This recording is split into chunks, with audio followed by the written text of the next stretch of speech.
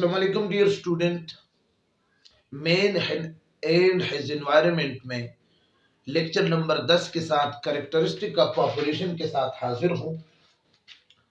इससे पहले population dynamics में मैं आपको बता चुका हूं कि पॉपुलेशन डायनामिक्स में हम ये वो ब्रांच ऑफ साइंस है जिसमें हम चेंज इन पॉपुलेशन कि क्यों चेंज हुआ है पॉपुलेशन में और कैसे चेंज हुआ है ये स्टडी करते हैं। आज के टॉपिक में कैरेक्टरिस्टिक ऑफ पॉपुलेशन आपके कोर्स में के है। पहले लेक्चर में मैं 3 आपके साथ डिस्कस करने जा रहा हूं। याद रखिए, कैरेक्टरिस्टिक ऑफ पॉपुलेशन को इकोलॉजी ऑफ पॉपुलेशन कहा जाता है। सबसे पहले पॉपुलेशन का डिफिनेशन आपके साथ आपको याद दिलाऊं कि group of organism belonging to same species living at the same area in specific time is called population। अब ये पॉपुलेशन कैरेक्टरिस्टिक में आज के वीडियो में population size, what is population size और ये पॉपुलेशन डायनामिक्स पर कैसे असरअंदाज होता है। दूसरा है population density, what is population density और टाइप ऑफ पॉपुलेशन डेंसिटी, ये सब कुछ इसी में डिस्कस होंगे। और पॉपुलेशन डिस्ट्रीब्यूशन, पॉपुलेशन डिस्ट्रीब्यूशन में फिर यूनिफॉर्म पॉपुलेशन डिस्ट्रीब्यूशन कैसे कहते हैं, रैंडम पॉपुलेशन डिस्ट्रीब्यूशन कैसे कहते हैं, क्लम्प्ड पॉपुलेशन डिस्ट्रीब्यूशन कैसे कहते हैं। तो शुरू करते हैं। कैरेक्टरिस्टिक ऑफ पॉपुलेशन में सबसे पहला हमारे साथ है population size. Dear student, population size एक जगह पर आपको मैं पहले एग्जांपल दूंगा, फिर ये स्क्रीनशॉट भी आप अपने साथ महफूज करें। ये एग्जाम के लिए वैलिड मटेरियल आपके लिए लिखे हैं मैंने। एक जगह पर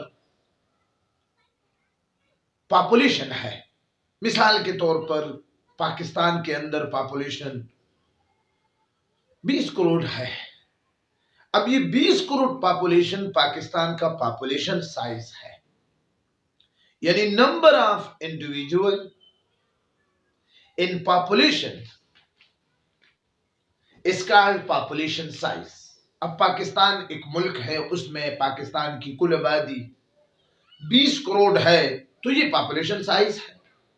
इसी तरह आप छोटे लेवल पर किसी छोटे जगह की पॉपुलेशन साइज, आप उसको भी पॉपुलेशन साइज कह सकते हो। किसी एक विलेज काउंसिल की, किसी एक डिस्ट्रिक्ट की, किसी एक सूबे की, तो ये सब कुछ पॉपुलेशन साइज है। इस पे तो आई थिंक आप समझ गए होंगे। याद रखिए कि पॉपुलेशन साइज बढ़ता भी है और कम भी होता है, यानी चेंज इन पॉपुलेशन साइज में मुमकिन है। 4 पैरामीटर मैंने आपके साथ पॉपुलेशन डायनामिक्स में डिस्कस किए थे कि एक नेटिलिटी यानी बर्थ रेट, एक मार्टिलिटी यानी डेथ रेट, एक इमिग्रेशन यानी पॉपुलेशन का एक जगह पर आना, मूविंग इन, ठीक है ना, और दूसरा इमिग्रेशन, पॉपुलेशन का उस जगह से चले जाना, मूविंग आउट, ठीक है ना। तो ये 4 पिलर, 4 सतून मैंने पॉपुलेशन डायनामिक्स में आपको बताए थे। यहां पर भी पॉपुलेशन साइज इन 4 फैक्टर से इफेक्ट होते हैं। अगर बर्थ ज्यादा होगा किसी खास एरिया में तो वहां पर पॉपुलेशन साइज ज्यादा होगा, अगर कम होगा तो कम होगा। अगर डेथ ज्यादा है तो पॉपुलेशन साइज कम होगा, नेगेटिव चेंजेस आएंगे। अगर एक जगह पर बहुत ज्यादा पॉपुलेशन शिफ्ट हो रही है, एमिग्रेट कर रही है, मूविंग इन, मिसाल के तौर पर करक में बहुत पेशावर से, चरसद्दा से, सवाबी से, मर्दान से, वजीरिस्तान से लोग आ रहे हैं, तो ये इमिग्रेशन है, ठीक है ना। इसी तरह खैबर पख्तूनख्वा को बलूचिस्तान, सिंध, पंजाब, गिलगित, कश्मीर, इन जगहों से लोग आ रहे हैं, तो ये इमिग्रेशन है। इससे differently positive change population size में आएगा और पॉपुलेशन साइज बढ़ेगा। और इसी तरह इमिग्रेशन यानी जो ई के साथ लिखा जाता है, एक मूविंग आउट अब खैबर पख्तूनख्वा से लोग जा रहे हैं, कोई सिंध में जा रहा है, कोई बलूचिस्तान में जा रहा है, कोई पंजाब में जा रहा है, कोई गिलगित बल्तिस्तान में जा रहा है, कोई कश्मीर में जा रहा है, कोई दूसरे मुल्कों में जा रहा है, तो इसको हम कहते हैं इमिग्रेशन। ठीक है ना। एयरपोर्ट में भी ये आपने दो जगह देखे होंगे कि ये इमिग्रेशन है और ये इमिग्रेशन है। डियर स्टूडेंट, इमिग्रेशन में बाहर को जाने वाले लोगों के लिए जो जगह एयरपोर्ट में बनाई जाती है वो इमिग्रेशन है। तो पॉपुलेशन साइज हमारे साथ आर, ये चेंज इन पॉपुलेशन है, और बी बर्थ को जाहिर करती है। आई मिग्रेशन यानी पॉपुलेशन मूविंग इन, तो इन दोनों को जब आप जमा करेंगे ये पॉजिटिव चेंज है। और डेथ और इमिग्रेशन को आपस में जमा करेंगे तो फिर इनसे जब माइनस करेंगे तो आपके साथ पॉपुलेशन चेंज आ जाएगा। ठीक है ना। याद रखिए कि इस चार पाइलर के अलावा पॉपुलेशन साइज कुछ और फैक्टर से भी इफेक्ट होते हैं। मिसाल के तौर पर रिसोर्सेज अवेलेबिलिटी। अब रिसोर्स किसे कहते हैं? यानी the things that require farming. ठीक है ना। तो उसको हम कहते हैं रिसोर्स। फूड है, वाटर है, क्लॉथ है, मुख्तलिफ की जरूरत की चीजें। अगर किसी जगह पर पॉपुलेशन को अच्छी मिल रही है तो population size differently ideal condition में होगी और बढ़ेगी। और इसी तरह दूसरा फैक्टर पॉपुलेशन साइज, अगर फूड रिसोर्सेज कम होगी तो फिर पॉपुलेशन साइज में कमी होगी। ठीक है ना। इसी तरह फैक्टर कंपटीशन में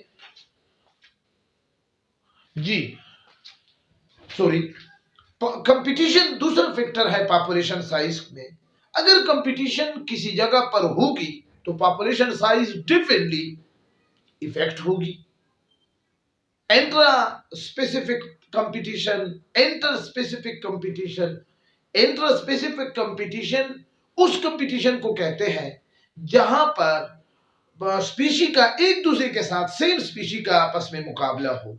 और इंटर कंपटीशन जहां पर डिफरेंट स्पीशी का आपस में मुकाबला हो। सेम स्पीशी का मुकाबला, मिसाल के तौर पर एक जगह पर बहुत ज्यादा कबूतर है, आप उसको दाना पानी डाल रहे हो तो ये आपस में मुकाबला कर रहे हैं खुराक के लिए, पानी के लिए, स्पेस के लिए, तो ये इंट्रा स्पेसिफिक कंपटीशन है। तो ऐसी जगह में जहां पर कंपटीशन इंट्रा या इंटर ज्यादा हो तो फिर क्या होगी? पॉपुलेशन साइज डेफिनेटली इफेक्ट होगी, कम होगी। और इसी तरह इंटर कंपटीशन में कबूतर भी है, तोती भी है, चिड़िया भी है, मुर्गियां भी है। ठीक है ना। तो इनको जब आप दाना पानी डालेंगे तो ये उस खुराक पर टूट पड़ेंगे और मुकाबला शुरू होगा, गैर एलानिया मुकाबला होगा, इंटर स्पेसिफिक कंपटीशन। अगर पॉपुलेशन साइज में मुस्बत चेंज आएगी तो वहां पर स्पीशी को यानी पॉपुलेशन को कंपटीशन का सामना ज्यादा न करना पड़ा। आइडियल कंडीशन उस कंडीशन को कहा जाता है कि जहां पर फूड रिसोर्सेज भी ज्यादा हो और कंपटीशन भी कम हो तो डेफिनेटली पॉजिटिव चेंज आएगी पॉपुलेशन साइज में। अगर ये ना हो तो फिर नेगेटिव।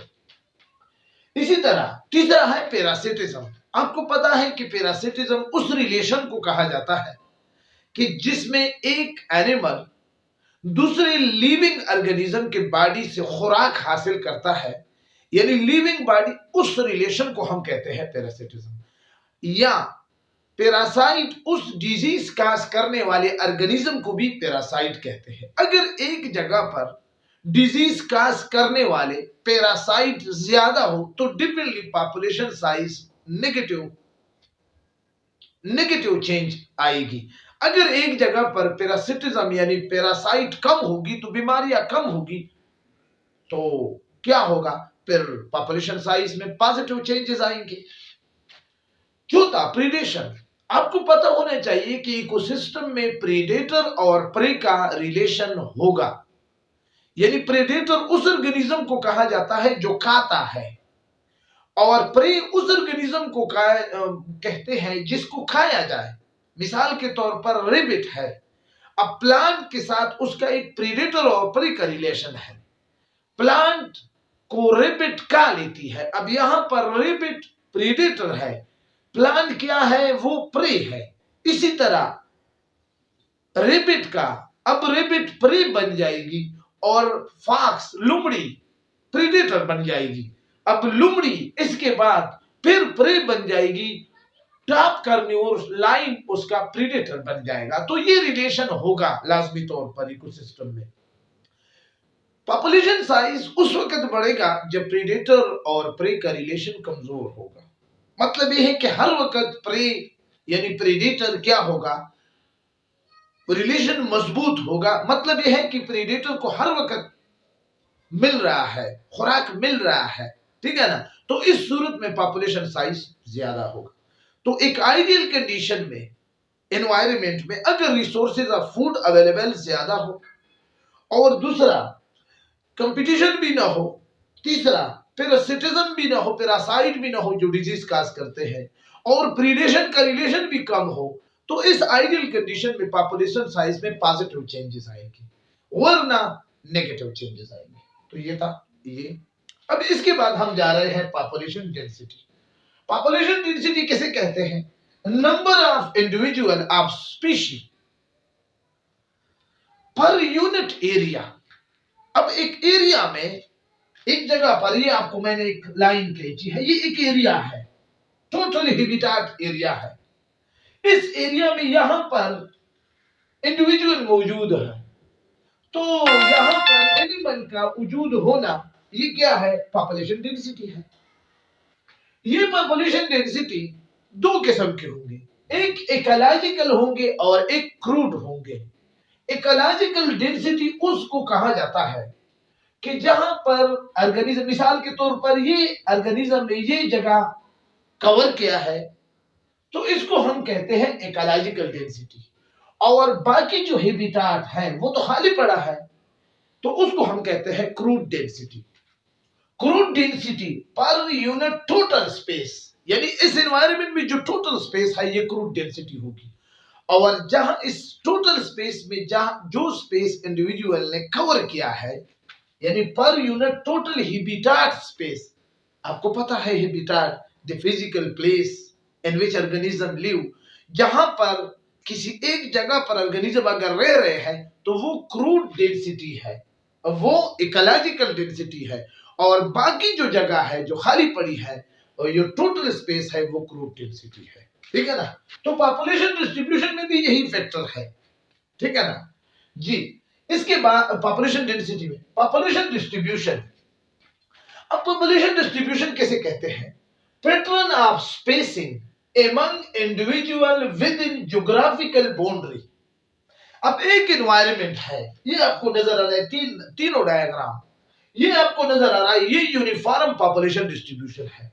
इस एनवायरनमेंट में जो क्रूड डेंसिटी है पॉपुलेशन का, यानी मुकम्मल तौर पर यूनिफॉर्मली कवर किया गया है, इक्वल स्पेस है, तो ये भी पॉपुलेशन डिस्ट्रीब्यूशन है, लेकिन ये यूनिफॉर्म है।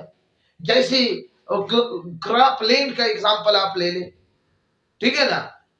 यानी छोटे छोटे पौधों को पहले हम काश कर लेते हैं बीज से, जब निकल आते हैं तो फिर हम उसको अलग अलग करते हैं क्यारियों में इक्वल स्पेस से, तो ये पॉपुलेशन डिस्ट्रीब्यूशन है। इस तरह एनिमल्स के दरमियान भी इक्वल स्पेस में, अगर एक जगह पर एक एनिमल है, दूसरी जगह पर दूसरा, तीसरा, चौथा, इस तरह पूरी एनवायरनमेंट उसने कवर किया है, पूरा हैबिटेट एरिया उसने कवर किया है, तो इसको हम कहते हैं पॉपुलेशन डिस्ट्रीब्यूशन में यूनिफॉर्म पॉपुलेशन।